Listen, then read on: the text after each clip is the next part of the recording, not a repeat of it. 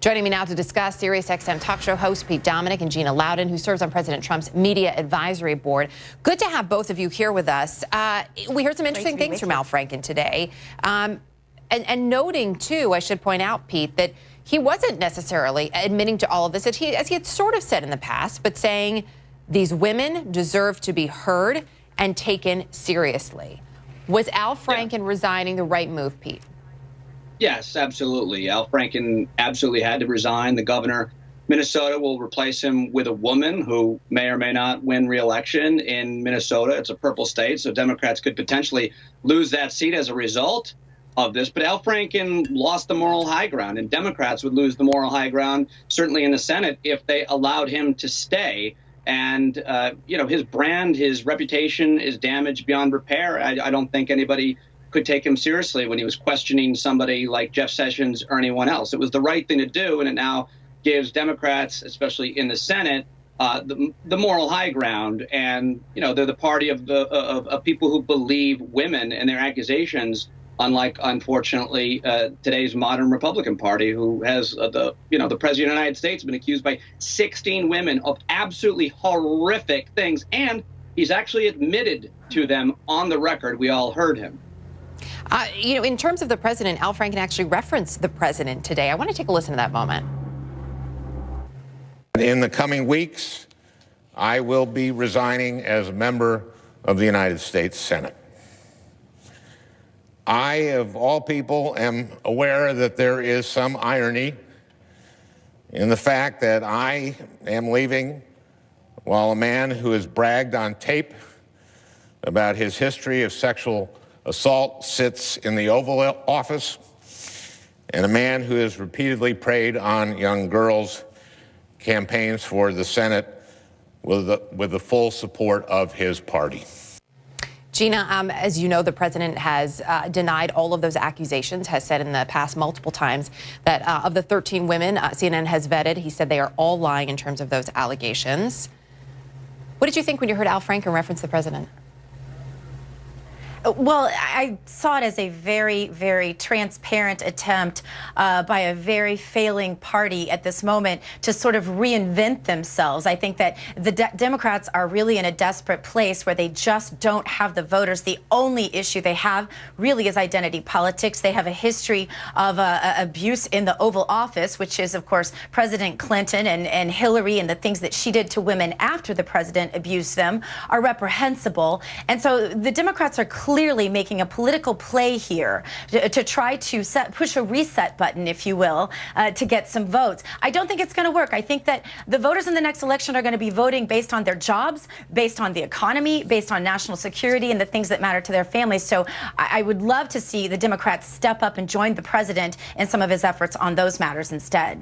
We haven't heard a lot from Republicans on this matter, Gina. And when we look at it, one of the things that Al Franken said here, and this has been a big point of discussion, and I would argue it should never be a partisan discussion. Al Franken said all of these women deserve to be heard and their experiences taken seriously. Does the president look at it that way as well, that all women deserve to be heard and taken seriously? Everything I've ever heard from the president would be an absolute yes on that. I think that the president, you have to just even look back at the history in his company of promoting women, the number of women that he has appointed and hired to be part of his administration is outstanding. I mean, even if but you look hiring at just women is totally different. And yes, he has had a number of women. Hiring women is much different than listening to allegations, listening to stories, and saying they deserve this moment to be heard and to be believed. The president has selectively chosen, it seems, who to believe and not believe. Can that change heading forward? Well, because allegations of harassment are not partisan issues.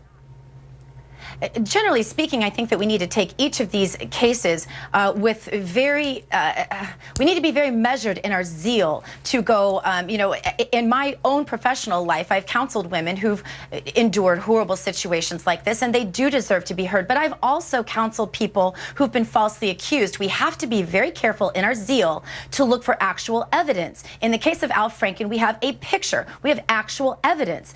In the case of Judge Moore, or whether it's the lock locker room talk that we heard in the video, whatever, or in the audio, whatever. There's no actual evidence. Until there is actual evidence, we can't just be trying these people in the court of public opinion. It has to be carried out based on facts. I see you chomping at the bit there, Pete. Go ahead. Well, I mean, you're right, and you said it twice, Erica. This shouldn't be partisan.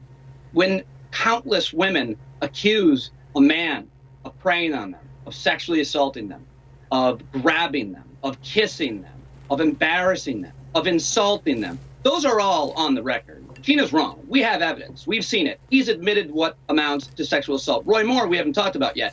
Roy Moore's accused by 8 women. 6 of them were underage when he did these horrific things. He wasn't even allowed to go to the shopping malls. And the Republican Party is going to be the party they're going to have this hung around their neck by Democrats. They're going to call them the grand old pedophile party. Women are going to overwhelmingly, as they have, supported Democrats. This is what we're seeing happen, this change in culture in America with women standing up and women believing and women being empowered after so much exhaustion for generations of not being believed, of not being empowered. That's changing. It's changing before our eyes. Al Franken stepping down today gives Democrats the moral high ground, while Republicans voted for a man who is absolutely disgusting by any measure. The President of the United States, he's not a good person by any measure, certainly not to and about women. So many have accused him. Gina doesn't want to believe him. You don't want to believe the allegations about Roy Moore. He may very well win in Alabama as well. The Republican Party then will have to defend, every Republican in the Senate will have to sit there and defend Roy Moore, who has been alleged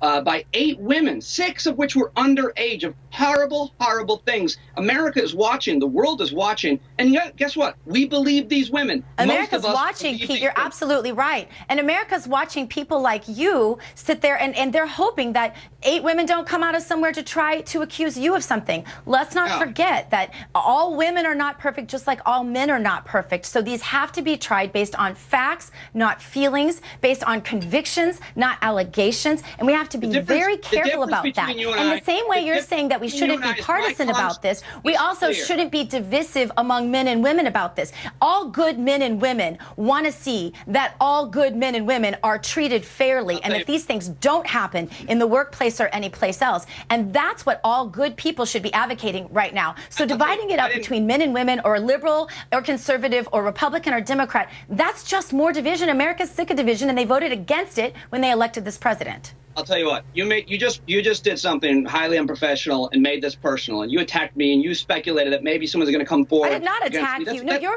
attacking me. You're attacking my party. You're attacking my gender. I did not attack you. I'm saying, hey guys, we can't hear either one of you when you're both speaking over. Time out. If you're both speaking over one another, we can't hear anything. Pete, you finish responding, and then Gina, you can weigh in. Go ahead, Pete. My conscience is clear. No one will come forward and accuse me of anything. But if you want to make this personal, you are the one who is not believing 16 women against Donald Trump and 8 women against Roy Moore. If you want to make it personal, you're the one who is admitting on national television you do not believe these women. The American public likes facts, not feelings. They like convictions in a court of law, not a bunch of allegations. Certainly, if there were any clear evidence, the court of public opinion would stand differently on some of these things. But we cannot just go about taking public figures and deciding that we can just throw allegations at them and decide they're guilty. That can't happen. This is not a partisan thing, Pete. You're absolutely right about that. And this is not a personal thing. This is about a moral decision that we've made as a culture to stand up for women in the workplace specifically, but outside of that as well. This is a good moment, and we should be joining hands together and celebrating the fact that this is happening now in our culture and in our workplace and in our body. I would also like to point out that we do not discuss allegations on this show, on this network, or on any of the networks of CNN without them being vetted. So that being said, when we talk about allegations, it is not just someone raising their hand and pointing a finger. They have been vetted. They have been vetted extensively, and it is very important to point that out. No matter where that finger is being pointed, no matter who the allegations are levied against, they are not taken lightly, and they are looked into. We are out of time. it would be nice if we, and Gina and I, could agree. It doesn't matter what team you're on. Believe the women. I believe all of the women, including those that accuse Democrats and unfortunately partisans like Gina, don't. Only believe the women on their team. That's sad. That's unfair, Pete. I've counseled a lot of men who've been falsely accused too. So I wait for facts. I just want the facts to speak. And Erica just told us we have the facts. The fact is we're out of time. I couldn't hear what you just said, but I do know the fact is that we're out of time. Pete, Dominick, Gina Loudon, appreciate you both joining us with your passion and with your perspective. It is a conversation that continues to be necessary in this country, and it is not one that we are going to end anytime soon. Appreciate it.